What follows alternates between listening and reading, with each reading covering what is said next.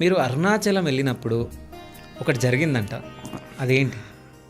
అంటే అంతే, అది చెప్పాలి. లేదు చెప్పాలి అంటే నాకు తెలుసు, నేను చెప్పొచ్చు. బెంగళూరు పోయి ప్రెజర్లో ఉన్నా, నాకు ఒక మెసేజ్ వచ్చింది, today's Pradosham you go to Shiva temple అని చెప్పి. ఎవరండి అని అడిగిన. Met at your Arunachalam, bungalow పైన మిమ్మల్ని కలిశానని చెప్పి మెసేజ్ చేసి, అప్పుడు నాకు సైక్ అయింది, అరే అతను కదా అని చెప్పేసి అయింది. నేను ఇమీడియట్లీ శివ టెంపుల్కి పోయినా, దగ్గరలో ఉన్న సెల్ఫీ కొట్టి ఫోటో పెట్టినా, అంతే. ఇంకా మళ్ళీ కనిపించలేదు ఆయన, మళ్ళీ మెసేజ్ చేయలేదు, ఆయన కాల్ కూడా రిసీవ్ చేసుకోలేదు, అసలు కాల్ కలవలేదు కూడా. ఓకే. మళ్ళీ సమ్ డేస్ తర్వాత ఏదో ప్రెజర్లో, ఇంట్లో చాలా బీభత్సంగా ప్రెజర్లో ఉన్న, వర్క్ లోడ్ ఏదో, మళ్ళీ సో అని చెప్పి ఒక మెసేజ్ చేసిండు.